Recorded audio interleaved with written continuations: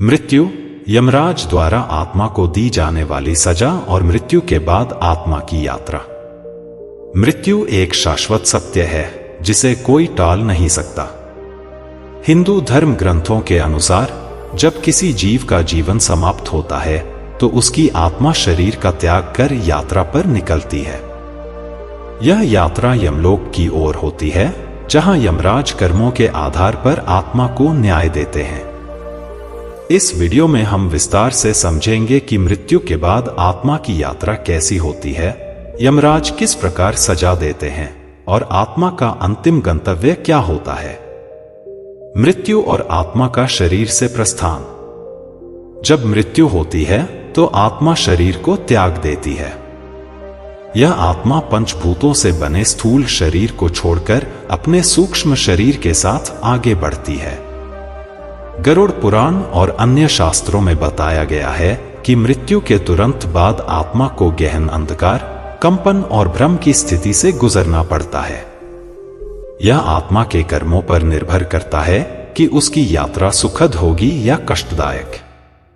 मृत्यु के तुरंत बाद के कुछ महत्वपूर्ण घटनाक्रम। मृत्यु का एहसास। जब आत्मा शरीर छोड़ती है तो उसे कुछ क्षणों के लिए यह एहसास नहीं होता कि वह मर चुकी है। परिवार को देखना। आत्मा अपने परिजनों को रोते बिलखते देख सकती है, लेकिन वह उनसे कोई संवाद नहीं कर पाती। यमदूतों का आगमन। यदि व्यक्ति के कर्म बुरे हैं तो यमदूत आते हैं और आत्मा को बलपूर्वक पकड़कर ले जाते हैं। यदि कर्म अच्छे हैं तो दिव्य दूत आते हैं और आत्मा को सम्मानपूर्वक ले जाते हैं। यमलोक की यात्रा। गरुड़ पुराण के अनुसार आत्मा को यमलोक तक पहुंचने में 13 से 17 दिन तक का समय लगता है। इस दौरान वह विभिन्न लोकों और कठिन मार्गों से गुजरती है।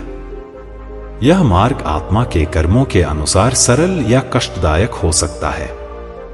यात्रा के प्रमुख पड़ाव।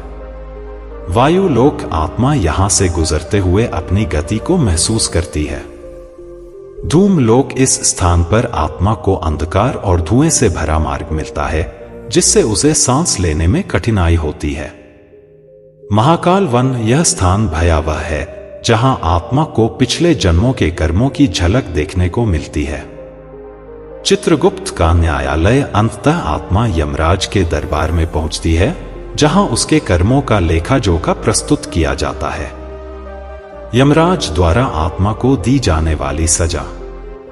यमराज के दरबार में आत्मा के सभी कर्मों का हिसाब रखा जाता है, जिसे चित्रगुप्त द्वारा संकलित किया जाता है।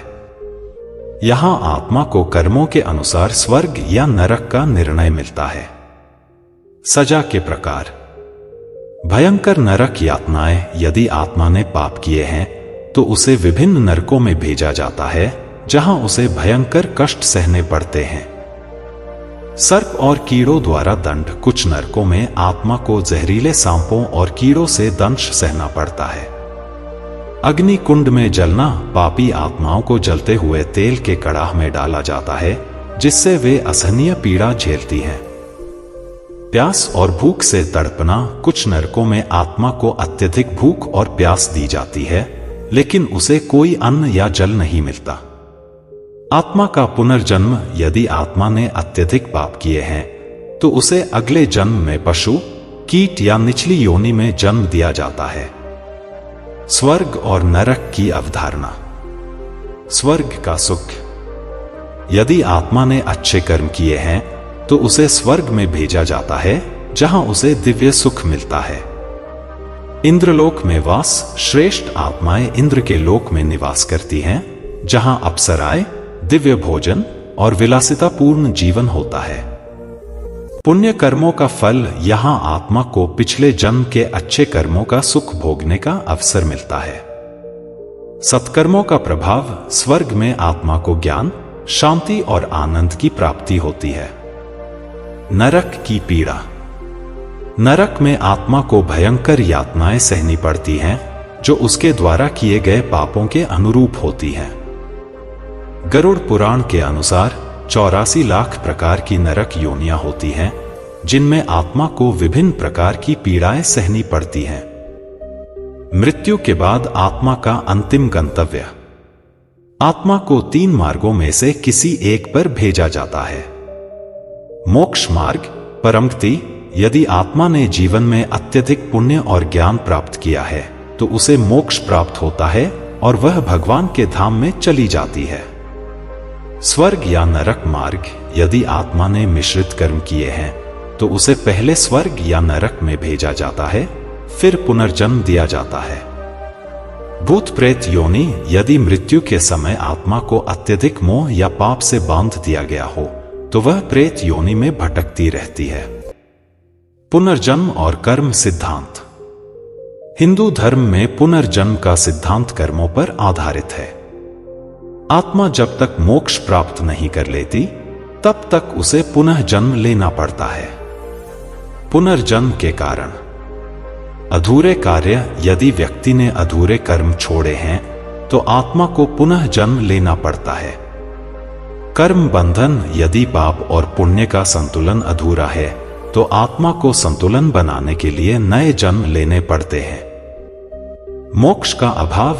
यदि आत्मा ने मोक्ष प्राप्त करने का प्रयास नहीं किया तो उसे जन्म मरण के चक्र में फंसना पड़ता है।